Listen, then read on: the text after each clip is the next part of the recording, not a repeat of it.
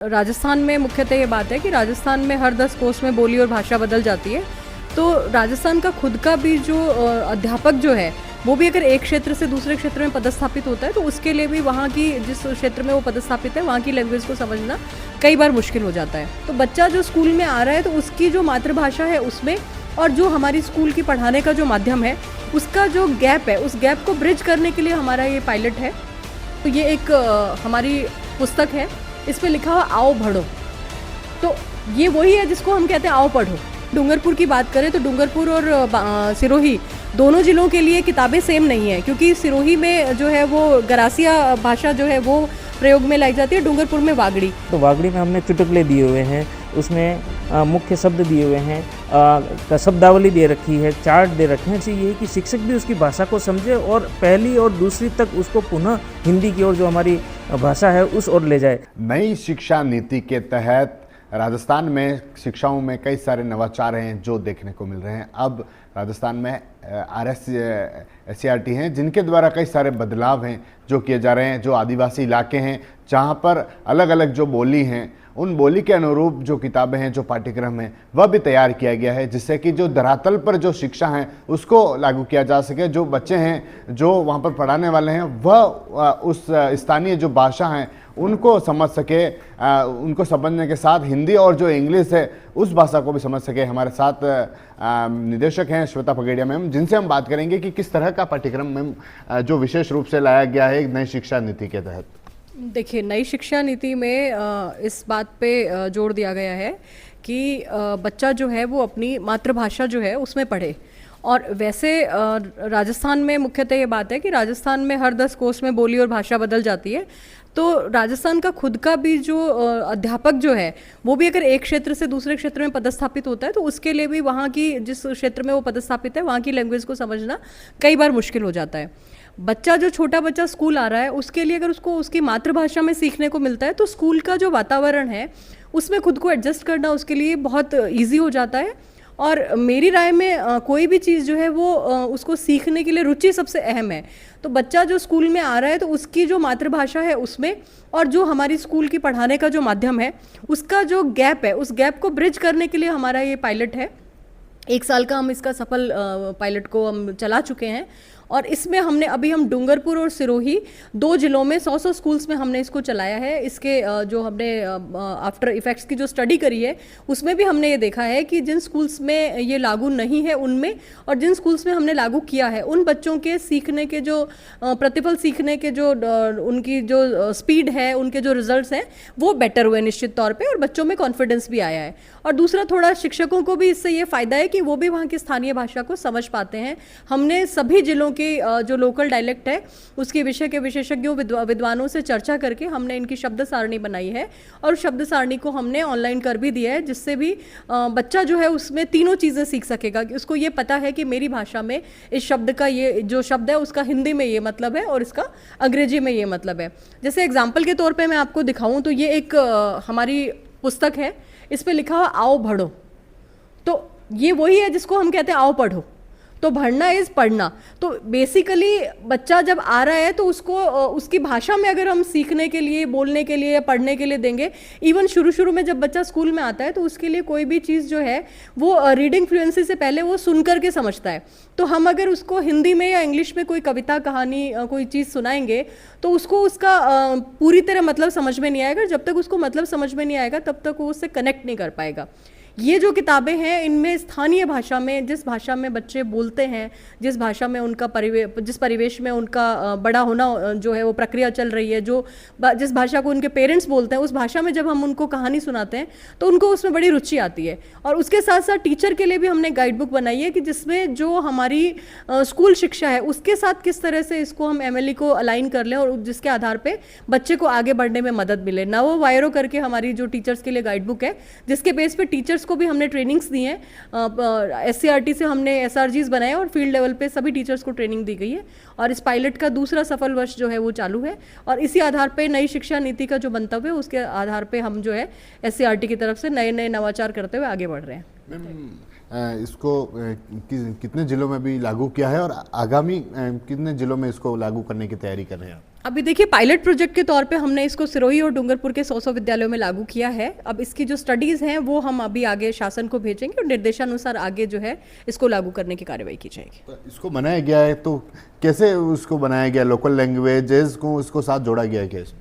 बिल्कुल, जैसे ये भी अगर हम डूंगरपुर की बात करें तो डूंगरपुर और सिरोही दोनों जिलों के लिए किताबें सेम नहीं है, क्योंकि सिरोही में जो है वो गरासिया भाषा जो है वो प्रयोग में लाई जाती है, डूंगरपुर में वागड़ी।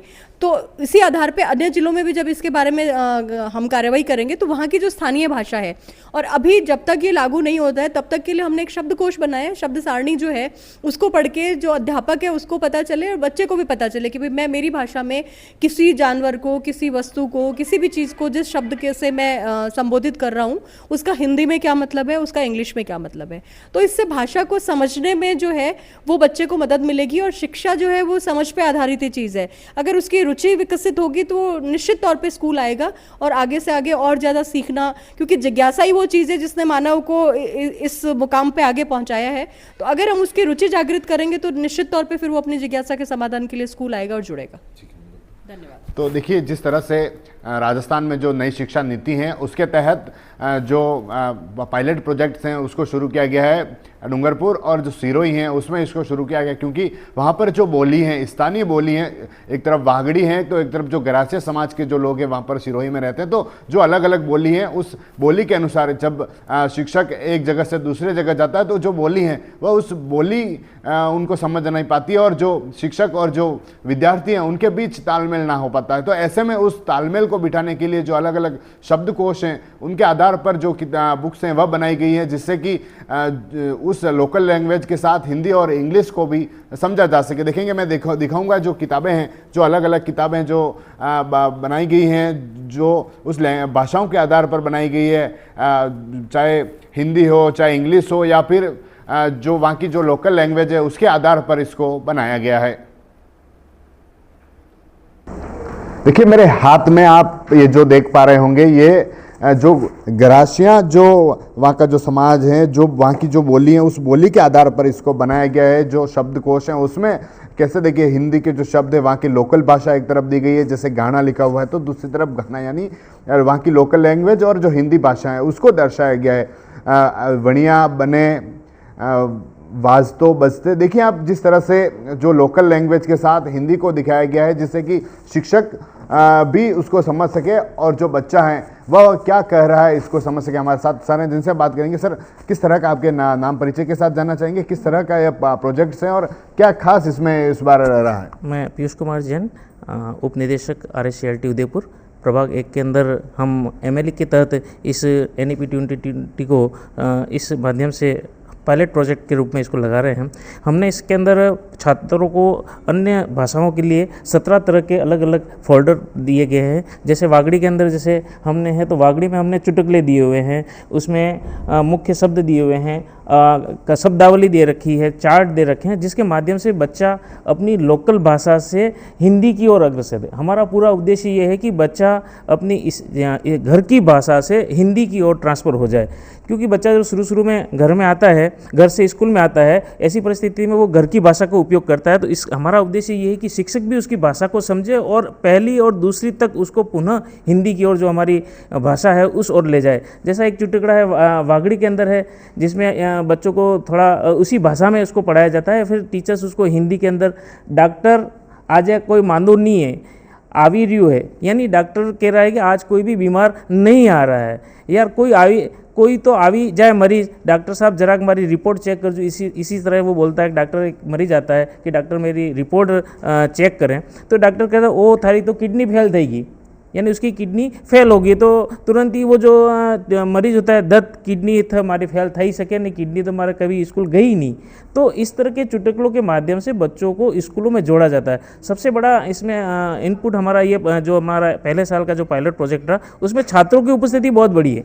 छात्र स्कूल की ओर इन को पढ़ने के लिए खींचे चले रहते हैं। उनको ये लगता है कि जो घर का जो माहौल है वही माहौल हमारा स्कूल में भी है, और बच्चे स्वयं इन कार्डों के माध्यम से, चार्ट के माध्यम से और शब्दावलियों के माध्यम से विभिन्न प्रकार के खुद बच्चे इसको लेकर पढ़ते हैं। और बड़े बड़े जो चार्ट हमने दे रखे हैं, बड़ी बड़ी किताबें कहानियाँ दे रखी हैं हमने, उन कहानियों को बच्चा खुद ही देखता है। जैसे ये आती राजा, तो इस तरह के बड़े बड़े फोल्डर होने से बच्चा बहुत ही ज़्यादा उसको अट्रैक्ट होता है। अब सिंपल सा है, जैसे महुए की मर्जी, जैसे कि हमारे डूंगरपुर और वागड़ के क्षेत्र के अंदर महुआ बहुत ही अच्छा एक बड़ा पौधा है जो हर जगह पर पाया जाता है। तो हमने लोकल चीज़ों को लेकर बच्चों को ये बताने का प्रयास किया कि वो तुरंत ही विद्यालय की ओर जुड़ें। इस तरह के हमने बड़े बड़े फोल्डर बनाए हैं। ये फोल्डर हमने 17 तरह के बनाए हैं जिस सहायक सामग्री के रूप में। इसके माध्यम से हमारा सीधा उद्देश्य यही कि बच्चा अपनी घर की भाषा से हिंदी की ओर अल्टीमेटली तीसरी क्लास तक पहुंचते पहुंचते वो हिंदी के अंदर कन्वर्ट हो जाए। और दूसरा उद्देश्य ये है कि बच्चे को जब पहली बार स्कूल में आता है तो वो ये नहीं समझे कि मैं किस नई दुनिया के अंदर आ गया। दूसरा, इसके अंदर क्योंकि आज के समय में बहुत सारे शिक्षक हमारे अलग अलग जिलों से आते हैं, तो अभिभावक और शिक्षकों के बीच में भी जो दूरियां हैं इसके माध्यम से कम हो रही है, क्योंकि हमने समस्त जिलों की शब्द सारणी बनाई है जिसमें हिंदी, अंग्रेजी और वहाँ की लोकल लैंग्वेज, स्थानीय भाषा, स्थानीय बोली का उसके अंदर हमने किया है। जैसे ये है जिसमें ये हमारी अलवर की है जिसमें हिंदी, अंग्रेजी और मेवाती, इन भाषाओं को हमने शब्द सारणी बनाई है जिसको के पोर्टल पर अपलोड किया है। इससे फ़ायदा ये हो रहा है कि जो टीचर्स वहाँ पर जाता है उसको भी ये महसूस हो जाता है कि जो अभिभावक आ रहा है वो मुझे क्या कहना चाह रहा है। कई बार ऐसी परिस्थिति है कि टीचर्स ये नहीं अभिभावक क्या कह रहा है, अभिभावक की क्या समस्या है, और उसे टीचर्स की बात को नहीं समझ पाता। तो अभिभावक और शिक्षक के बीच में जो गैप है, उस गैप को भी ये हमारा जो पायलट प्रोजेक्ट है वो कम कर रहा है। जहाँ मैंने भी कुछ स्कूलों का जब निरीक्षण किया तो वहाँ बच्चे जो थे बहुत ही इंटरेस्ट के साथ पढ़ रहे थे, और उसका जो पहले साल का जो आउटपुट हमारे पास आया है बहुत ही पॉजिटिव रहा है। और मैं आशा करता हूँ कि जो हमारा दूसरे साल का जो है जिसके अंदर ये सभी हमने दो भाषाओं के अंदर हर चीज़ को बनाया गया, 17 तरह की हमारी जो सामग्री है उसको हम पायलट प्रोजेक्ट के रूप में दे रहे हैं। इस साल हमने कक्षा 2 के अंदर दे रहे हैं, जिसके अंदर हमने आओ बढ़ो पठन पुस्तिका और दूसरी जो किताब है हमने जिसमें कार्य पुस्तिका है, वर्कबुक, जिसके अंदर हमने बच्चों को इसके वर्कबुक के माध्यम से, क्योंकि पहली कक्षा के अंदर वर्कबुक नहीं, किताब और वर्कबुक दोनों को इसमें रखा गया है, जिसकी सहायता से बच्चों को अपनी स्थानीय भाषा से वो हिंदी की ओर कैसे आ जाए। और हमारा लक्ष्य यही रहेगा कि किस तरह से एक बच्चा पहली और दूसरी से आते आते अपनी वह स्थानीय भाषा से हिंदी की ओर अग्रसित हो जाए। ये इस पूरे प्रोजेक्ट का हमारा उद्देश्य है। धन्यवाद। तो जिस तरह से स्थानीय भाषा से हिंदी और इंग्लिश की ओर बच्चों को लाने के लिए जो विशेष पायलट प्रोजेक्ट हैं उसको लाया गया है, RSCRT के द्वारा इस तरह के प्रयास हैं जो किए जा रहे हैं। और साथ ही जो नई शिक्षा नीति है उसके आधार पर जो ग्रामीण अंचल हैं जहाँ पर स्थानीय भाषा है, उस स्थानीय भाषा से मातृभाषा यानी जो हिंदी लैंग्वेज है उसको बढ़ाने के लिए जो प्रयास हैं, जो नवाचार हैं, वह राजस्थान में देखने को मिल रहे हैं। TV9 के लिए राजेश डांगी।